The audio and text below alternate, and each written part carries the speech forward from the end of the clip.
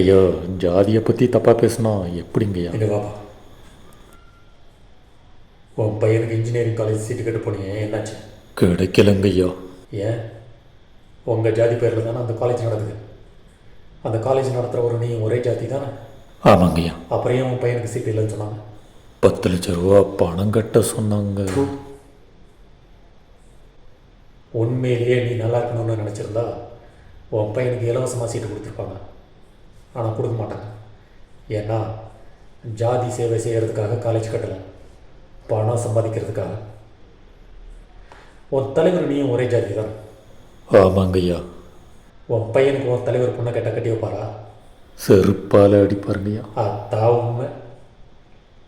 உன்னை தெரிஞ்சுக்கோ, உன்னை பொறுத்த வரையிலும் உன் தலைவன் உனக்கு கடவுள் மாதிரி. ஆனால் உன் தலைவனை பொறுத்த வரைக்கும் உன்னோட மதிப்பு ஒரு ஓட்டு. இந்த உலகத்தில் 2 ஜாதி தான். ஒன்று பணம் இருக்கிற ஜாதி, இன்னொன்று இல்லாத ஜாதி.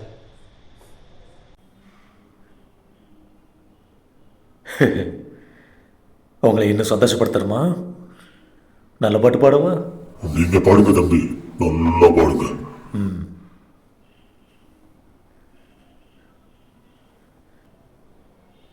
நீ பார்த்த பார்வையாலே நானே ஏதோ ஆனேனே, என்ன மாயம் செய்தாயோ.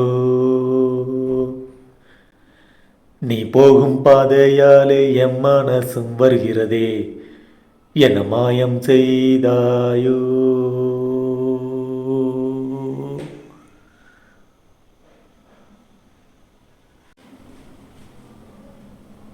பாட்டு எப்படிடா இருந்தது?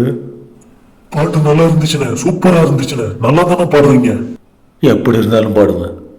உனக்காகவா பாடுனேன்? ஆமாண்ணே. இல்லைண்ணே, உங்களுக்காக தானே பாடுனீங்க. நாம சந்தோஷமா பாடினா பாட்டு மஜாவா இருக்கும். அடுத்தவ என்ன நினைச்சா எனக்கு என்ன?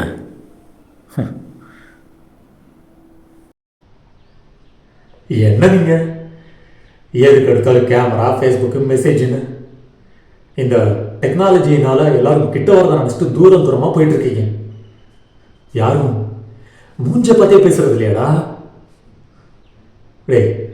யாரோ ஒரு ஸ்கூல் ஃப்ரெண்டு பார்த்து 10 வருஷம் ஆகுதுன்னு எங்கன்னு கேட்டால் ஏதோ ஒரு பார்க்கில் இருக்கான்றா.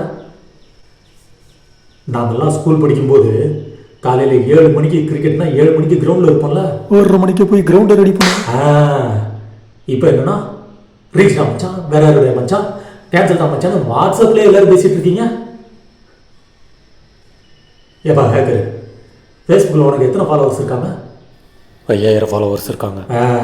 உதவின்னு கேட்டுப்பாரு, ஒருத்தன் கூட நேரில் வந்து நிற்க மாட்டான். ஃபேஸ்புக்கிலே இல்லாத அம்மாவுக்கு ஹாப்பி பர்த்டே அம்மானு ஃபேஸ்புக்கில் மெசேஜ் போடுவீங்க. அவங்களுக்கு எப்படிடா தெரியும்? யாருக்காக இதெல்லாம் பண்ணிட்டு இருக்கீங்க? ஏதோ ஒரு பொண்ணு, யாருன்னே தெரியாது, அவள் கூட மணிக்கணக்காக சேட் பண்ணிக்கிட்டு இருப்ப ஃபேஸ்புக்கில். அவளை நேரில் போய் பார்த்து பேசுனா அல்ல இல்லை உனக்கு. ஏன்னா அது ரியாலிட்டி. இங்கே எல்லாரும் ரியாலிட்டியை பார்த்து பயப்பட ஆரம்பிச்சிட்டீங்க. உண்மையான சந்தோஷம், உண்மையான ஃப்ரெண்ட்ஷிப்பு, உண்மையான ஆறுதல், உண்மையான பர்த்டே விஷனா என்னன்னு கூட தெரியாமல் வாழ்ந்துட்டு இருக்கீங்களா எல்லாரும்?